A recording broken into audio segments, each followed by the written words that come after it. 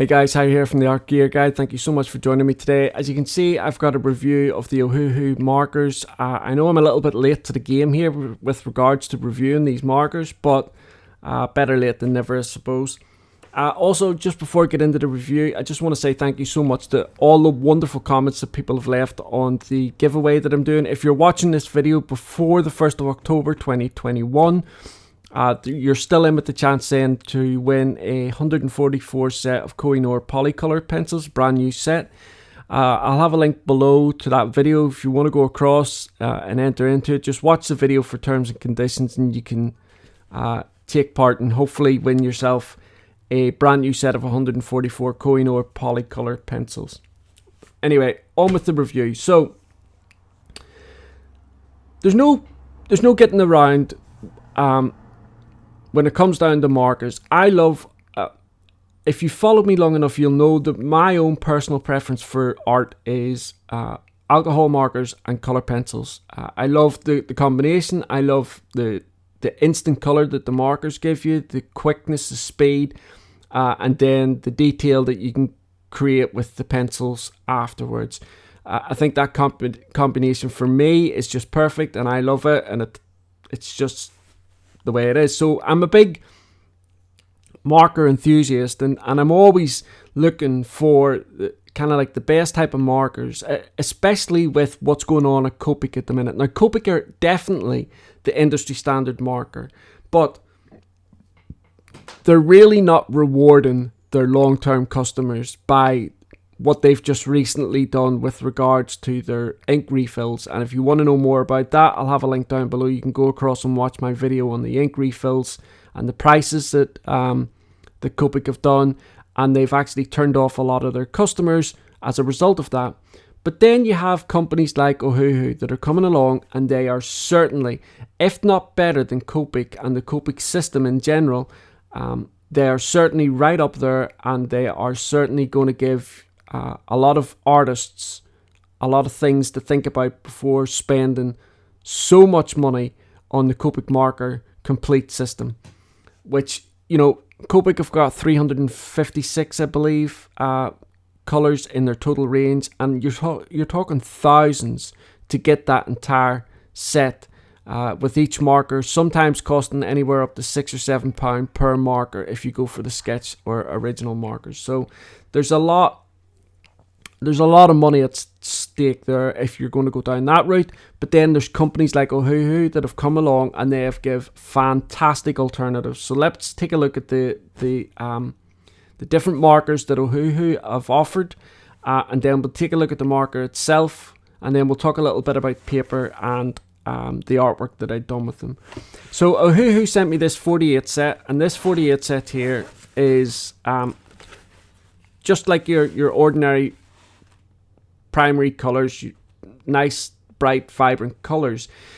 And for all the other markers that I have reviewed thus far, with the exception of one or two, one of the biggest problems that all these other marker companies had when they were trying to compete against the likes of COPIC is COPIC have a vast array of colours, which can be confusing at times. But one of the really good things that they have in that colour system is really pale colours. And for a lot of marker artists, those pale colours, although they may look like nothing on a piece of paper because they are so pale, but when it comes to mixing and creating gradients and fading out and stuff like that, those really pale colours are quite important. And so Ohuhu have listened to their customers, and they have provided a 48 set of like real pale pastel tones. Now, I purchased this set myself because I wanted this set to be able to complement this set for the artwork that I was going to do. So Ohuhu have done a really good job with these pale pastel tones, and it fits in well with their complete collection. Now, according to their website, 216 is their biggest set that they sell on their website.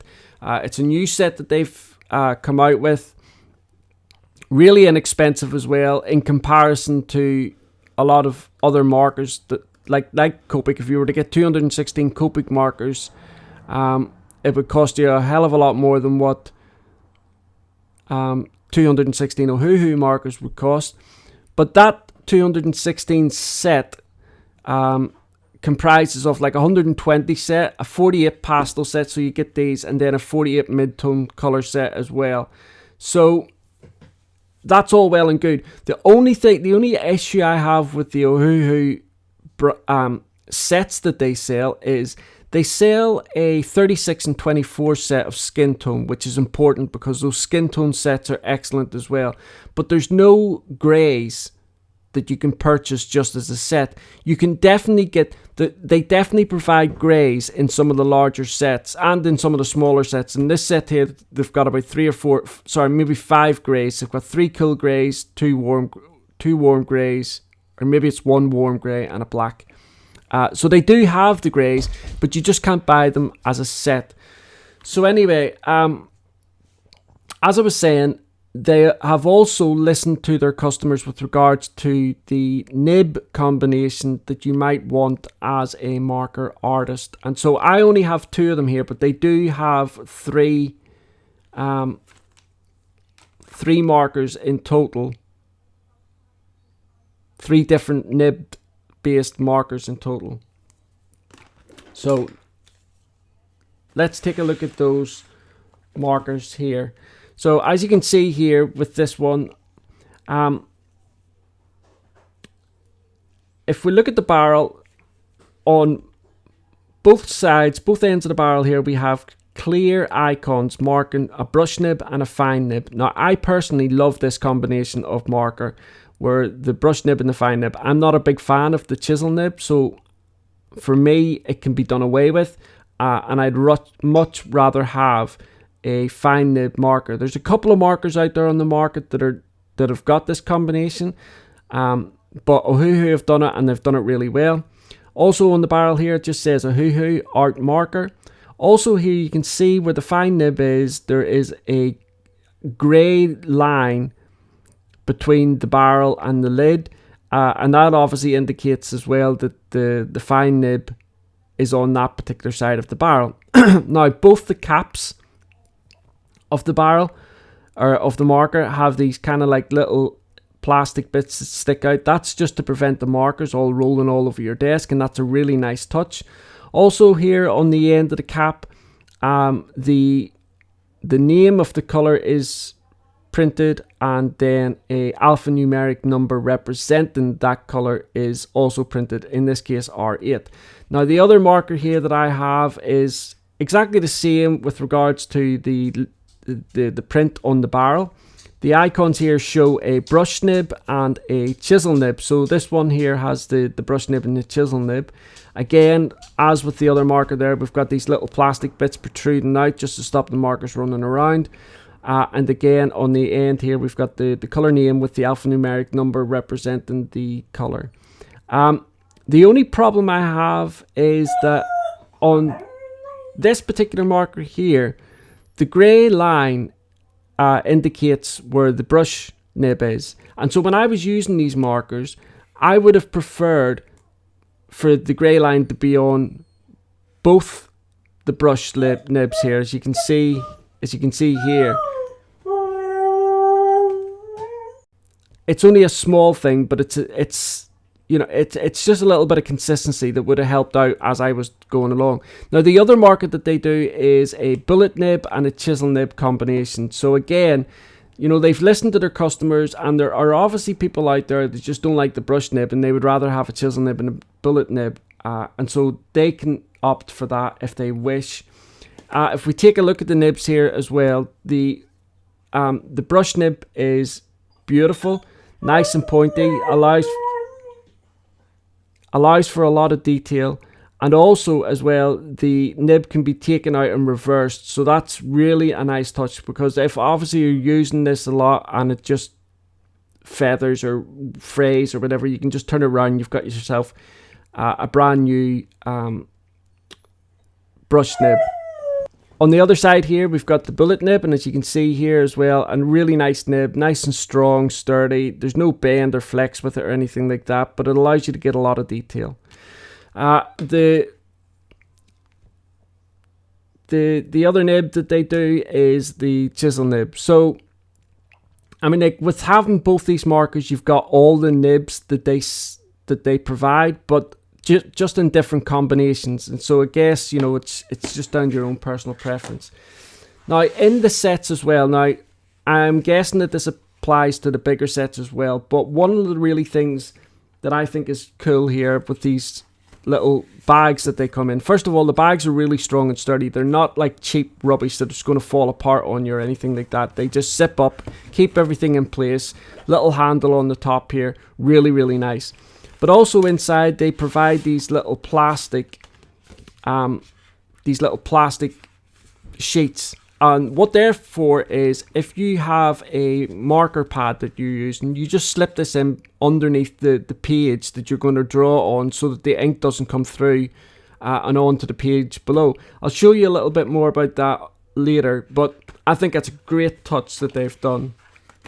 They also have in there a swatch that you can create on the card, and then just keep it inside there. It's always important that you do your own swatch as soon as you get any art material, because not always do the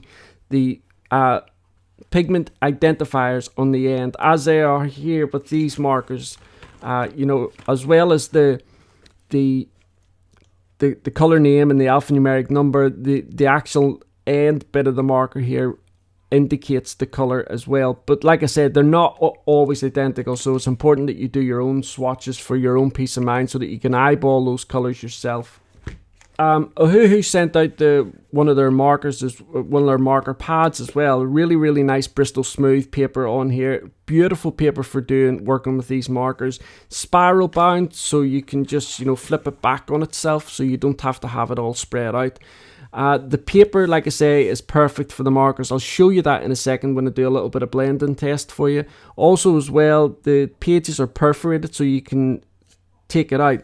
But also as well, in this pad, there came one of those plastic sheets as well. So it's exactly the same size as the paper, and you just slip it underneath whatever paper that you're going to be drawing on. So again, excellent. I think that's excellent. Really, really like that touch. 60 sheets inside this, £120, 200 GSM. Really, really nice paper to use. Now, the artwork that I done with the Ohuhu markers, you'll see it here, is Charlie Brown or Snoopy, whatever you want to call it. And the paper that I used for this was the Hanaumile Bristol Smooth paper. Now I'm going to be doing a review of the Hanaumile range soon, and I'll talk more about this paper. But a lot of people ask me about the paper types whenever they're working with markers, and I know this is a little bit off topic, but the three different types of papers that I use whenever it comes down to using markers is Bristol Smooth and Bristol Plate, which is a high-end smooth plate version of the smooth, really, and it comes from Strathmore. For argument's sake, just let's say Bristol Smooth, Bristol Vellum, and then like a nice mixed media paper. Now, what each one of those papers give you in terms of abilities and stuff like that is the Bristol Smooth paper is excellent for doing all your blending, your gradation, that type of thing, and it just takes the markers perfectly. You could do an entire piece with just the markers. When it comes to putting pencil on top of that, because the paper's so smooth, you can't really get an awful lot done with the pencil. That's why with the likes of the Bristol Vellum and the mixed media paper, which has got a little bit more tooth, when you use your marker on that and you come back in with the colour pencil, you can do a lot more. You can layer and stuff like that because of the type of paper it is. Now, the only downside with using vellum and mixed media paper is that it absorbs the dye, the ink, whatever it is that's inside your markers, a little bit faster than, say, like the smooth. And so you might have to work a little bit faster when you're doing gradation or blending. Whereas on Bristol Smooth, that ink kind of like sits on top for a little bit longer. And I'm talking seconds here, but it is... You do have to think about your times whenever you're doing blending with markers. It's a little bit like working with watercolor, the way it dries on the paper, so you've only got a limited time. So I'm going to do a little bit of blending here, just to show you how well these markers blend on the paper, that type of thing. And but in the process of showing you this,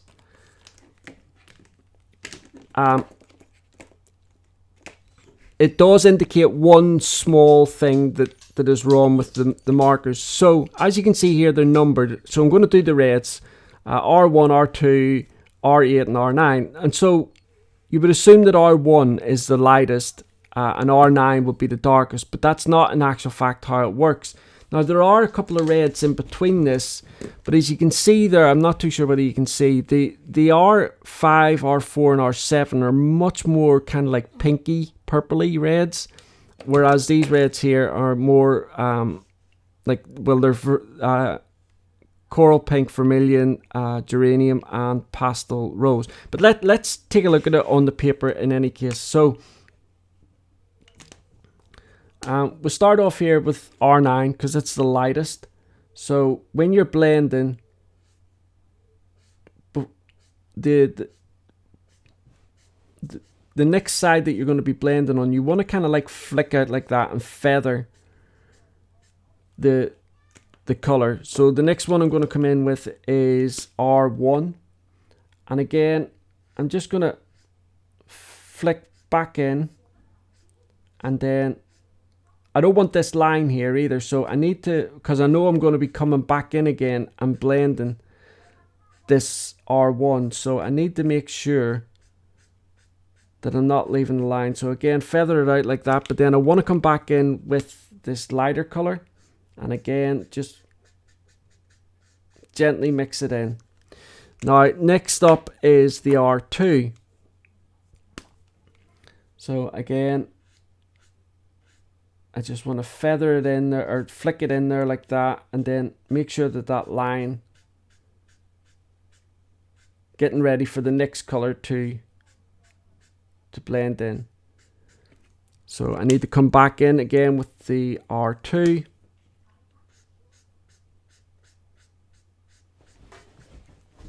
And then come in with the final one, which is the R8. So the R8 is the darker one. Now it doesn't matter about the line here because this is my final color.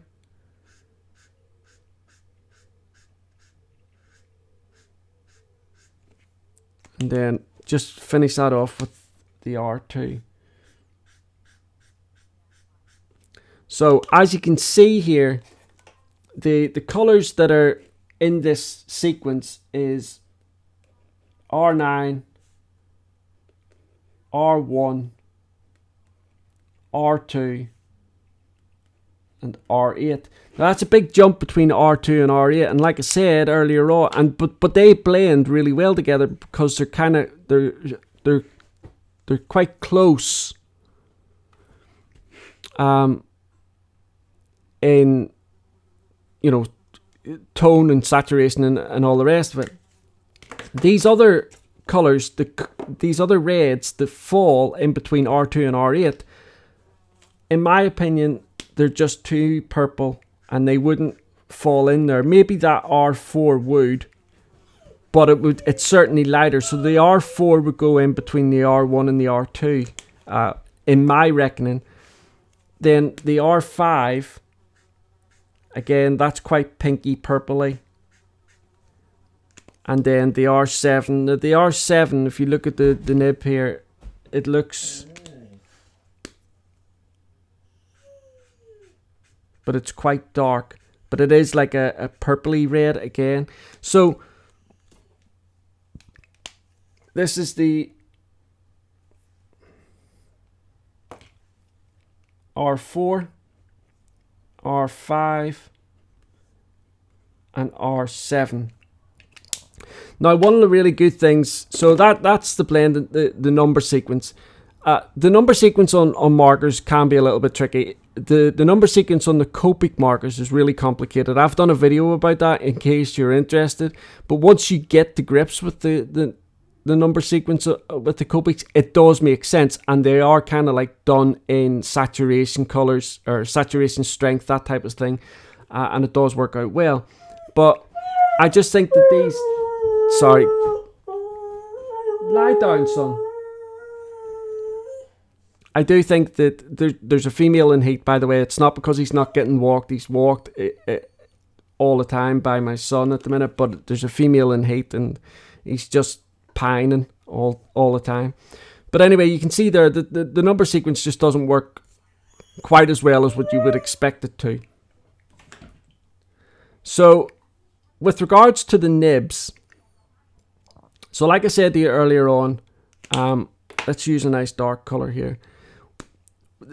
Because of how pointy, how the high quality of the brush nib on these markers, you can get really nice thin lines, thin detail, you know, if you're doing hair or stuff like that, or, you know, you just need to do really, really thin little marks. You can get that with the brush nibs because they are so fine. And then obviously you can get your thicker lines and thicker still. So the brush nib is really, really versatile, gives you a lot of options. The fine nib as well, if you hold it flat on its side, you can still get a lot of really interesting marks. And if you just hold it like that as well, again, nice fine marks that you can get with the bullet nib. Now the chisel nib,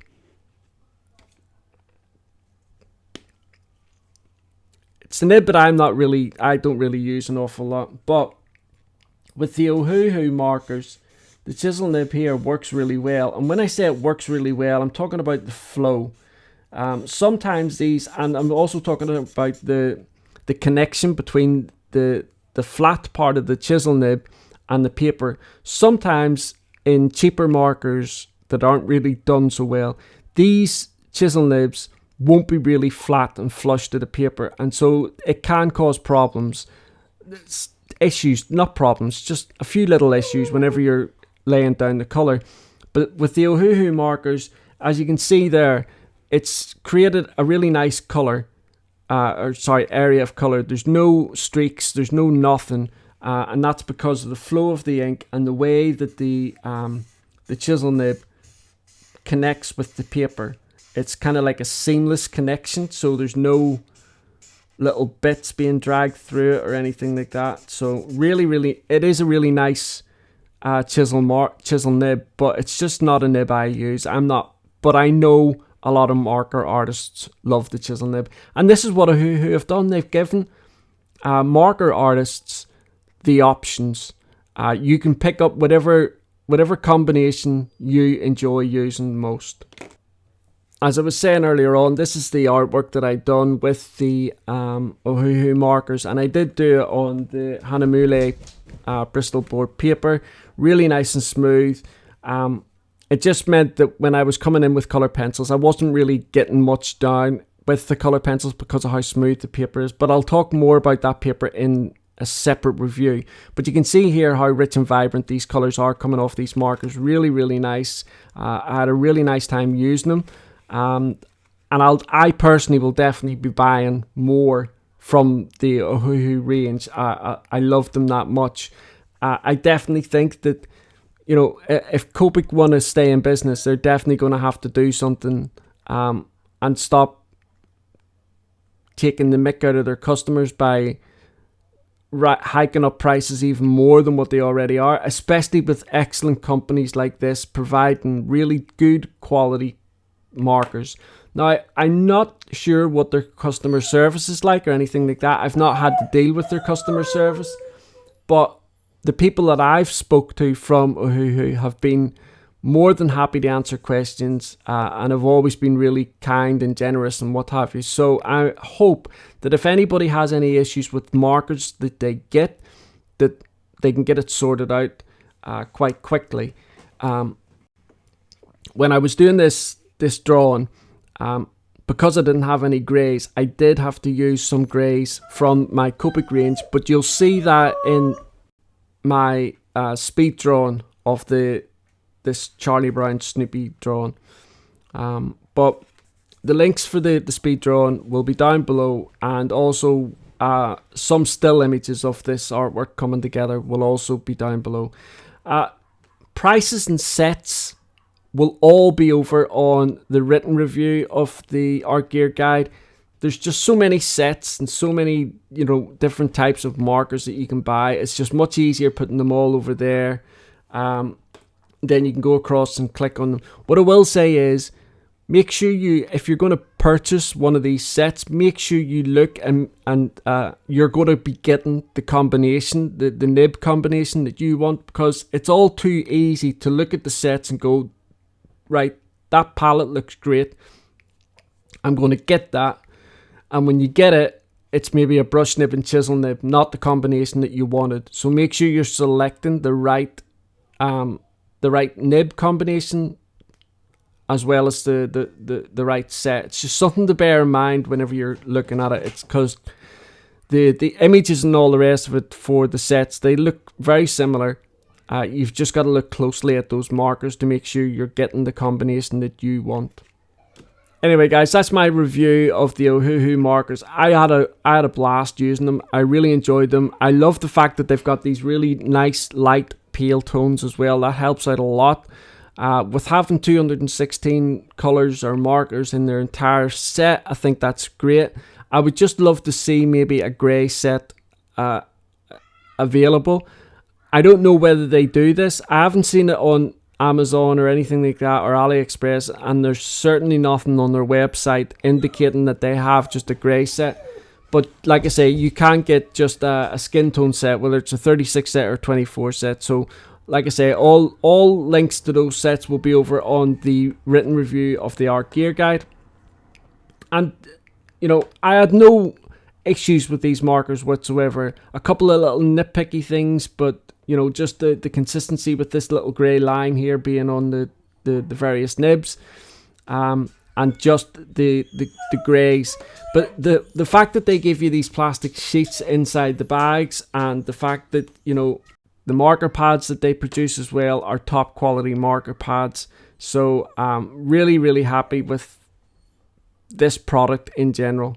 Anyway, guys, if you've got any questions, don't forget, just leave the questions down below, or if you'd rather ask me in private, you can just send me an email at theartgearguide@gmail.com. I'll have a link down below for that if you wish. Over on their website, I'll have a link to their website as well. You can go across, take a look. There's a lot of other different things that they do. You know, I've got actually a set of the Ohuhu color pencils, which I have to get round to reviewing. And I think it's great what they've done. I think it's excellent that they've given that selection of the nib combinations as well. I think that it's great that they are considering what you're going to be using the markers for, and provided these little plastic sheets to put under the paper so that you're not wasting paper. You're not having paper, you know, get destroyed on you because it seeps through or anything like that. Anyway, guys, thank you so much for watching this review. Don't forget, I'll have a link to that giveaway down below. If you're watching this video before the 1st of October 2021, you might be in with a shout of winning a set of 144 Koh-i-Noor polycolor pencils, brand new. So I'll have that link down below as well. Thank you so much, guys, for all your support. I look forward to seeing you again very soon. Bye.